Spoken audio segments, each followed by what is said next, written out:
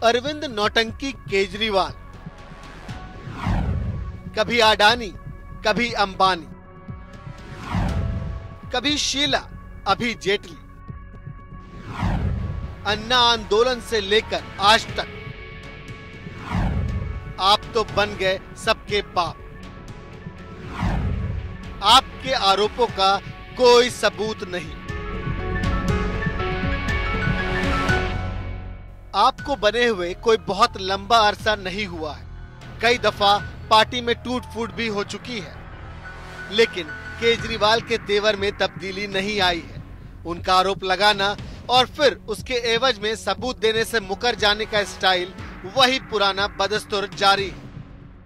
CBI आज मेरे दफ्तर में क्यों आई है? कौन सी फाइल ढूंढ रही है? ये मेरे को बताना जरूरी हो गया है। कौन सी फाइल ढूंढने के लिए आए हैं सीबीआई वाले? उनके तेवर फिर से तल्ख हो गए हैं।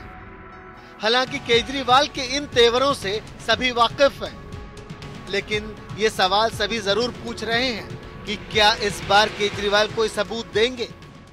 डीडीसीए ने अरुण जेटली जी की अध्यक्षता ने 24 करोड़ रुपए का बजट बनाया कि हम इस स्टेडियम को 24 करोड़ रुपए में कंस्ट्रक्ट करेंगे।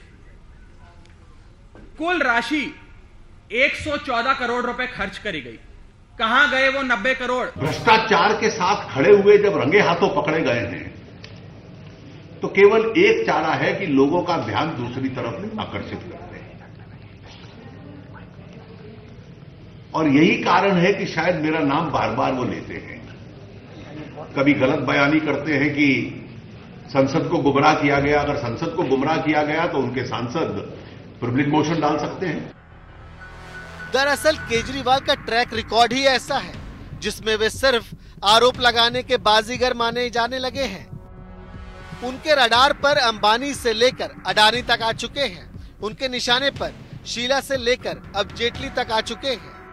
उन्होंने सब पर आरोप लगाने में कभी कंजूसी नहीं बरती, लेकिन जैसे ही आरोपों के जवाब में सबूत मांगे गए वे चुप हो जाया करते थे। भारतीय जनता पार्टी श्री अरुण जेटली जी के नेतृत्व की सराहना करते हुए, उनकी कर्मठता को प्रणाम करते हुए संकल्पित भाव से उनके साथ खड़ी थी, है और रहेगी।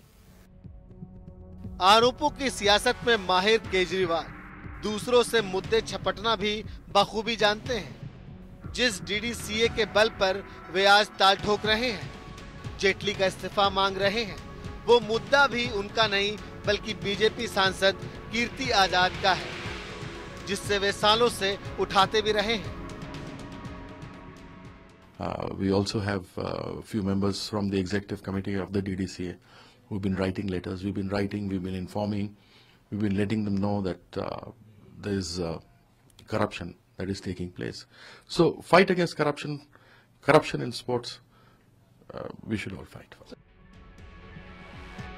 अपनी इन्हीं खास आदतों की वजह से अन्ना आंदोलन के वक्त केजरीवाल के कई साथी उनका साथ छोड़ चुके हैं। इन नेताओं में प्रशांत भूषण, योगेंद्र यादव और बिन्नी जैसे नाम शुमार हैं। हालांकि इन अलगाव के और विवादों के बावजूद केजरीवाल का मिजाज और पॉलिटिकल स्टाइल नहीं बदला। वे आज भी आरोपों की सियासत जमकर कर रहे हैं, लेकिन उनके ताजा सियासी वारों को देख अब सवाल उठने लगा है कि उनकी सियासी नौटंकी अगर जनता को खटक गई तो फिर उनका क्या अंजाम होगा, उनकी सियासी जमीन का क्या होगा। Bureau report, APN।